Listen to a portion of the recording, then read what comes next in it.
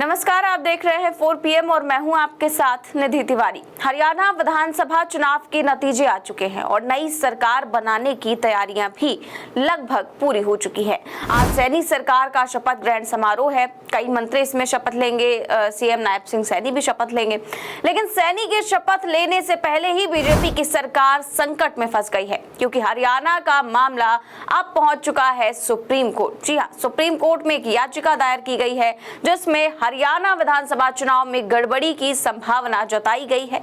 हरियाणा की 20 विधानसभा सीटों पर दोबारा से चुनाव कराने की याचिका दायर की गई है। याचिका में ईवीएम के नतीजों में विसंगतियां और बैटरी क्षमता पर सवाल उठाए गए हैं, जिसके बाद सवाल खड़े हो गए हैं कि आज शपथ लेने वाले नायब सिंह सैनी क्या अपना कार्यकाल पूरा भी कर पाएंगे या फिर सुप्रीम कोर्ट में सुनवाई के बाद पूरा मामला ही पलट जाएगा। क्या कुछ होगा आगे आपको बताएंगे, लेकिन सबसे पहले आप खबर देखिए। खबर है दैनिक भास्कर की और लिखा हुआ है कि हरियाणा की 20 सीटों का मामला सुप्रीम कोर्ट पहुंचा। याचिकाकर्ता ने दोबारा वोटिंग की मांग की, ईवीएम की बैटरी चार्जिंग को आधार बनाया। तो ये जो है मामला है और इसमें देखिए खबर में आगे क्या लिखा हुआ है। खबर में पूरी तरह से यही धांधली की बात लिखी हुई है और लिखा है कि हरियाणा विधानसभा चुनाव के दौरान 20 सीटों पर वोटिंग में गड़बड़ी के आरोप वाली शिकायत अब सुप्रीम कोर्ट तक पहुंच गई है। कोर्ट में एक याचिका दायर की गई है जिसमें कहा गया है कि चुनाव के दौरान इलेक्ट्रॉनिक वोटिंग मशीन में छेड़छाड़ हुई है। इसकी जांच के आदेश भारत निर्वाचन आयोग को दिए जाए। साथ ही याचिका में यह भी कहा गया है कि कांग्रेस पार्टी ने चुनाव में गड़बड़ी की शिकायत ईसीआई से की थी, लेकिन उसमें कोई कार्रवाई नहीं हुई है। याचिकाकर्ता ने उन 20 सीटों पर दोबारा चुनाव कराने की मांग की है। तो ये दोबारा से 20 सीटों पर चुनाव कराने की मांग की है और आप सोचिए कि अगर सुप्रीम कोर्ट का इसमें किसी भी तरह का फैसला आ जाता है, अगर किसी भी तरह की गड़बड़ी की आशंका सुप्रीम कोर्ट भी जताता है, तो आप सोचिए कि पूरा का पूरा रिजल्ट ही पलट कर रह जाएगा और जो हरियाणा चुनाव में जो परिणाम आए थे वो पूरी तरह से पलट जाएंगे। तो सुप्रीम कोर्ट में प्रिया मिश्रा और विकास बंसल की ओर से ये याचिका जो है वो अधिवक्ता नरेंद्र मिश्रा ने दाखिल की है और वकील नरेंद्र मिश्रा ने याचिका के द्वारा चुनावी प्रक्रिया और चुनाव आयोग पर गंभीर सवाल खड़े किए हैं। याचिका में कौन से मुद्दे उठाए गए हैं, इसको लेकर वकील ने पूरी जानकारी दी है, सुनिए। इस पिटीशन के 2 मेन ग्राउंड है पर उसके सब्स्टिट्यूट ग्राउंड बहुत सारे हैं।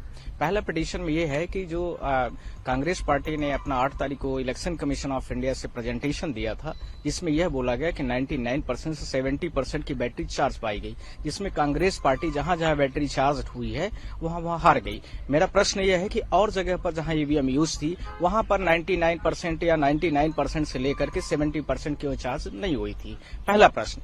दूसरा प्रश्न, इसी के साथ में मैंने मध्य प्रदेश, छत्तीसगढ़, राजस्थान के भी डेटा को टैग करने की कोशिश किया है कि वहां पर भी इसी तरह की गड़बड़ियां की गई थी। साथ में लोकसभा में भी इसी तरह से पाई गई थी, ये भी था। दूसरा, मैंने इसमें पिटीशन में यह भी चैलेंज किया है कि जो इलेक्शन कमीशन ऑफ इंडिया है, जो उसके साथ में जो हमारा इलेक्शन होता है वो 5 अक्टूबर का है। 5 अक्टूबर को 7 बजे इलेक्शन कमीशन ऑफ इंडिया ने 7:25 पर पहली बार टर्नआउट डेटा अपलोड करता है। दूसरा टर्नआउट डेटा उनका आ रहा है 11:56 पर। जो डेटा उनको मिला हुआ है वो था 11:45 का, यानी एक पहले वाले डेटा को पब्लिश करने में 10 मिनट्स लगता है, दूसरे वाले को पब्लिश करने में उनको 20 मिनट्स का टाइम लगता है।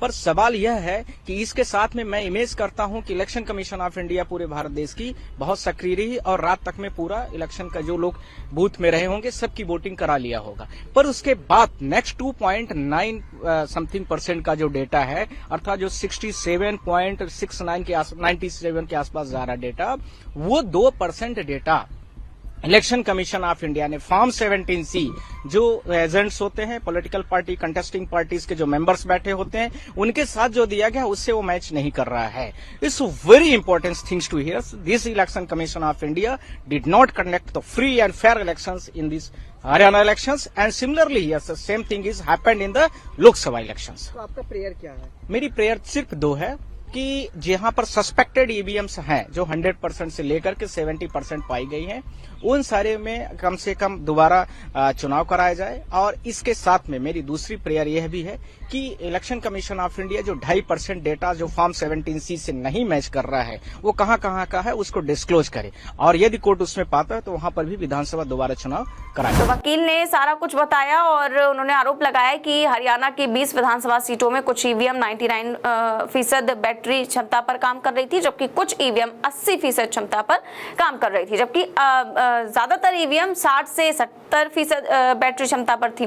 तो याचिका में कांग्रेस की ओर से निर्वाचन आयोग को दी गई शिकायत का हवाला देते हुए कहा गया कि कुछ मामलों में एक ही मतदान केंद्र में इस्तेमाल की गई ईवीएम में ये विसंगतियां पाई गई हैं। इसकी जानकारी मिलने के बाद कांग्रेस के उम्मीदवारों ने संबंधित निर्वाचन अधिकारी के समक्ष इस मुद्दे को उठाया, लेकिन शिकायतों पर कोई भी जवाब नहीं मिला, कोई कार्रवाई नहीं हुई। याचिका में आगे दावा किया गया कि कुछ ईवीएम 99% तो कुछ इससे कम 70% तक की क्षमता में काम कर रही थी, जो परिणाम के दिन चार्जिंग पॉइंट से चुनाव में बचे प्रतिशत से बहुत अधिक है। इसके अलावा निर्वाचन आयोग द्वारा मतदान के दिन जारी की गई मतदान के आंकड़ों पर भी सवाल उठाया गया है। याचिका में कहा गया है कि निर्वाचन आयोग ने मतदान के शाम 7:25 पर आंकड़ा जारी किया कि 61.19% मतदान हुआ। इसके बाद रात को 11:45 पर एक नया आंकड़ा जारी किया गया कि राज्य में 65.65% मतदान हुआ है। लेकिन इसके बाद 7 अक्टूबर को मतगणना से महज कुछ घंटे पहले निर्वाचन आयोग ने एक बार फिर से नया आंकड़ा जारी करते हुए कहा कि राज्य में 67.90% मतदान हुआ। अब याचिका में कहा गया है कि मतदान के 2 दिन बाद 2.25% की बढ़ोतरी कई सवालों को जन्म देती है। इसके साथ ही याचिका में निर्वाचन आयोग को फॉर्म 17C के साथ सभी 3 मतदान आंकड़ों को प्रकाशित करने और ईवीएम मशीनों और चुनाव प्रमाण पत्रों की घोषणा को संग्रहित करने का निर्देश देने की मांग की। अधिवक्ता नरेंद्र मिश्रा ने कहा कि जिन 20 विधानसभा सीटों पर दोबारा चुनाव कराने की मांग की गई है, वहां पर मतगणना के दिन ईवीएम में 70 से 99% क्षमता पर काम कर रही थी, और साथ ही कहा कि इन सभी सीटों पर कांग्रेस की हार हुई है। तो इसी को लेकर जो है वो याचिका दायर की गई है। और नरेंद्र मिश्रा, आप जानते हैं कि लोकसभा चुनावों से पहले जो विधानसभा चुनाव हुए थे 5 राज्यों के, उसको लेकर भी उन्होंने याचिका दायर की थी, और भी कई सारे जो ईवीएम को लेकर केसेस हैं उसमें वो याचिकाएं दायर कर चुके हैं, और उसमें लड़ाई भी काफी लंबी लड़ चुके हैं। तो यहाँ पर अब सुप्रीम कोर्ट में मामला पहुंच चुका है, और आज ही सैनी सरकार का शपथ ग्रहण समारोह भी है। पीएम मोदी जो है पहुंच चुके हैं हरियाणा में। शपथ ग्रहण समारोह बस कुछ ही देर में शुरू होने वाला है। ज्यादातर जो मंत्री हैं वो भी पहुंच चुके हैं जिनको शपथ लेनी है। तो ये सारी चीजें आज हो रही हैं, और इन सब के बीच जब सुप्रीम कोर्ट में मामला पहुंच चुका है और जब ये मामले की सुनवाई होगी तो वो काफी अहम होगी, जिससे ये पता चल सकेगा कि क्या हरियाणा में दोबारा से 20 सीटों पर चुनाव होंगे या फिर नहीं होंगे। क्योंकि जिस तरीके से नतीजे एकदम से पलटे, कांग्रेस पक्ष में लहर होने के बावजूद बीजेपी जीत गई, उसने सभी को हैरान करके रख दिया है, और इसीलिए अब इस पर आशंकाएं जताई जा रही हैं, बार बार जताई जा रही हैं, और इसी पर याचिका जो है वो सुप्रीम कोर्ट पहुंच चुकी है। आगे क्या होगा ये तो वक्त ही बताएगा। फिलहाल इस खबर में बस इतना ही। देश और दुनिया की तमाम बड़ी खबरें जानने के लिए देखते रहिए 4PM न्यूज नेटवर्क। नमस्कार।